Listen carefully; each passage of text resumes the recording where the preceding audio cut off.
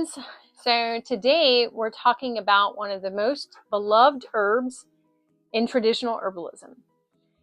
Even though she doesn't always get the attention that she deserves. This is lemon balm. Now, if you've never grown lemon balm before, don't let its simple appearance fool you. This little herb has been winning over gardeners, beekeepers, and tea drinkers and herbalists for more than 2,000 years. So today we're going to talk about what lemon balm is, how to identify it, why herbalists love it, the traditional herbal actions associated with it, fresh versus dried preparations, and why this humble herb has earned a permanent place amongst herbal traditions. So, let's get started. So, as I stated, this is the lemon balm plant. Its botanical name is Melissa officinalis. This is why sometimes she's referred to as Melissa. Cute enough, the word Melissa actually means honeybee. And honestly, that's the perfect name because bees absolutely love this plant. So we'll come back to that little note in a minute. But before we talk about herbal uses, let's learn about how to recognize lemon balm. So one thing I love about lemon balm is that it's beginner friendly in identification purposes. So we're going to take a look at the leaves and notice that they are slightly wrinkled in texture, and notice they have scalloped edges around the edge of the leaf. This is very important when trying to identify herbs. And if you look closely at the stem, you'll notice it's a square shape, and that's one of the clues that you're looking at a member in the mint family. That's kind of where the scent comes from too, guys. So here's the fun part, right? The moment you crush a leaf, you're greeted with this incredible lemony scent, and you don't even have to go hard, you just rub. It's one of the most recognizable aromas in the herbal garden. Whenever I'm teaching herbs, I encourage people to use all of their senses. I want you to look at the plant. I want you to touch the plant. I want you to smell the plant. In some cases, taste the plant if it applies. Herbalism isn't something that you just read about in a book. You're not going to get it until you actually get out there and start messing with it. This has to be something you experience. One thing I love about lemon balm is how often it appears throughout herbal history. A famous Persian physician called, at one point quoted and said, it gladdens the heart. Like throughout medieval Europe, it was commonly grown in monastery gardens. Monks cultivated it for medicine, teas, household use. And interestingly enough, by the 1600s, lemon balm was a key ingredient in a preparation known as Carmelite water. This is a famous lemon balm tincture. So the Carmelite nuns created an herbal elixir that eventually became famous throughout Europe. The preparation was centered around lemon balm and was typically infused with herbs and spices such as angelica root, nutmeg, coriander, and lemon peels. So, according to tradition, it was even prepared for King Charles V of France. But historically, Carmelite water was used as a tonic and was enjoyed for its aromatic qualities. But today, herbalists still study that formula because it provides a fascinating glimpse into how lemon balm was valued and used centuries ago. So what's interesting to me is that if you look at the ingredients, you can immediately see why herbalists loved it, right? Lemon balm is for nervous support. Angelica is traditional in many tonical usage. Warming spices like nutmeg and coriander and those bright citrus notes from lemon peel.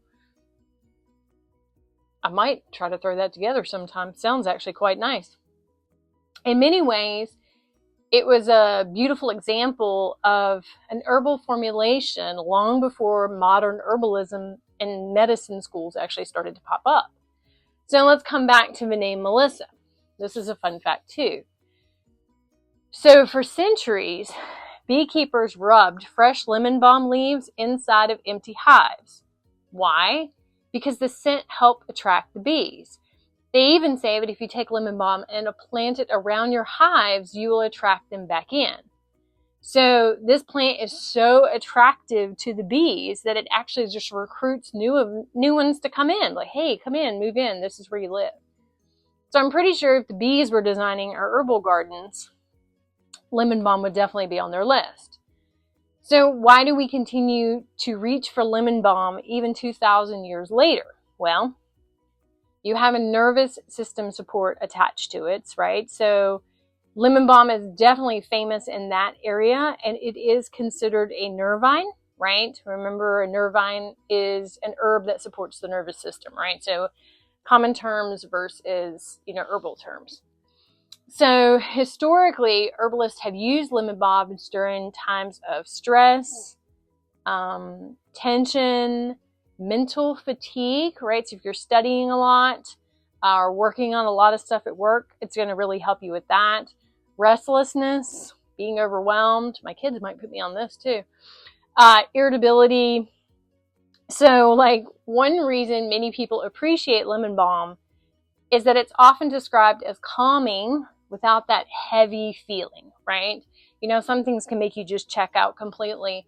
Lemon balm is just going to kind of keep you more like that deep breath, right? So it's the herb that makes the heart merry, remember? So let's come back to that phrase, gladdens the heart. So when herbalists use language like that, they weren't talking about balloons and confettis and, tic-tac parades and all that, but they were describing a plant that has traditionally been associated with helping people feel lighter, calmer, and more cheerful. This is actually my bestie Rivka's one of her favorite herbs. It's one reason why lemon balm is often included in tea blends intended for support for emotional wellness, right? Rivka and I have had many a conversation about lemon balm. It's kind of funny. So digestive support. Now, here's something many people don't realize. Lemon balm isn't only used for the nervous system. It's also considered a carminative, right? So remember, a carminative is an herb traditionally used to support digestion and ease occasional gas and bloating. Historically, herbalists often enjoyed lemon balm after meals because of its traditional relationship with digestive comfort. Maybe that's where that whole tonic came in, right? You'd enjoy the nun's drink after your meal. The nervous system and the digestive system are very closely connected, and this is why sometimes if you're really stressed out, you can get an upset stomach. So traditionally, herbalists recognized that long before modern science ever began to keep up with it, right? They started to realize, the hip bone's connected to the, leg bone. So lemon balm is also, like I said, included in your evening teas, and it's not necessarily to knock you out, right? We're not trying to knock ourselves out, but it's because it helps calm your busy mind before bed, right? So if you drank lemon balm tea with lavender on your pillow, it might ease you into an evening. So this is why you'll see a lot of those teas blended with lavender and chamomile and everything else.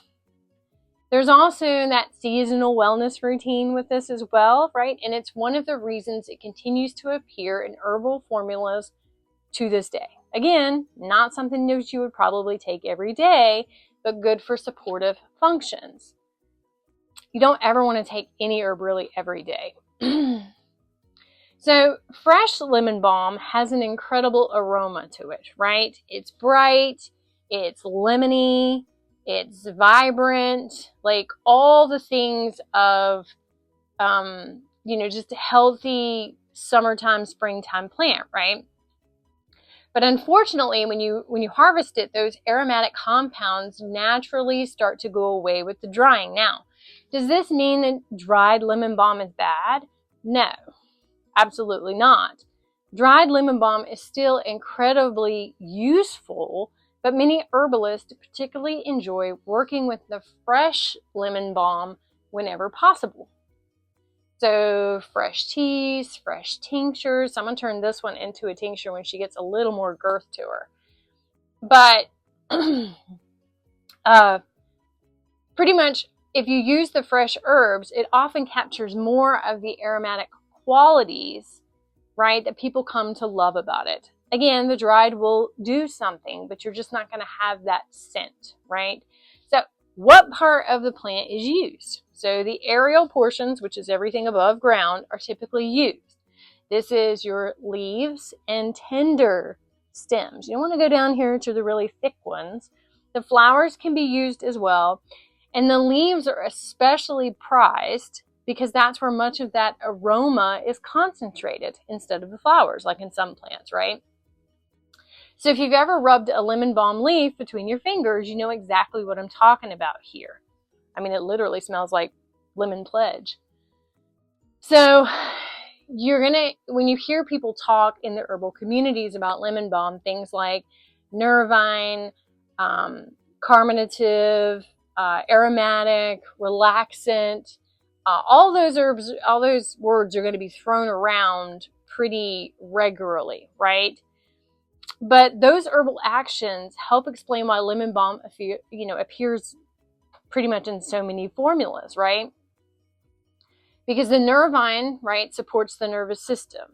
The carminative supports your digestion, right? The aromatic herb contains fragrance compounds, right, that contribute to its traditional uses, right? So you're going to, like, things that smell good, people are more apt to use.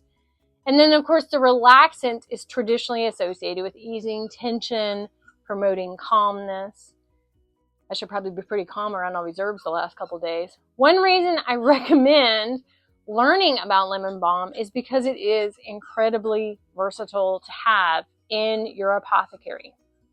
So if you're thinking about growing lemon balm, I've got good news. For those of us that like to kill things, it's very easy. In fact, some gardeners would say it's almost too easy. So remember, I told you lemon balm belongs in the mint family. And if you know anything about the mint family and those mint relatives, well, they have a tendency to get very comfortable very quickly in your garden. Have you ever experiment and just watch it go?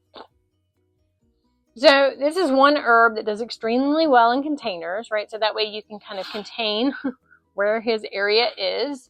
If you're renting or gardening on a porch or working with a limited amount, right, of space, lemon balm is a fantastic choice because they actually do very well in these little containers. So again, as in all herbs, lemon balm, we have to talk about the safety of it. But this, again, is a very gentle herb. Lots of traditional use methods out there.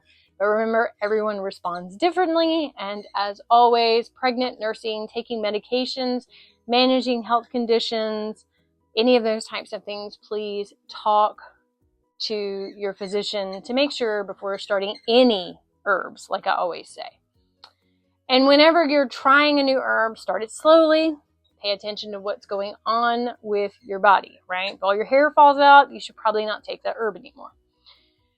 So in closing, one of the things I love about herbalism, right, is the medicine in my home doesn't always come from a bottle, right? A lot of it's preventative, a lot of it's treating, but sometimes it's growing on a pot on my porch. And lemon balm, to me, is a perfect example of that.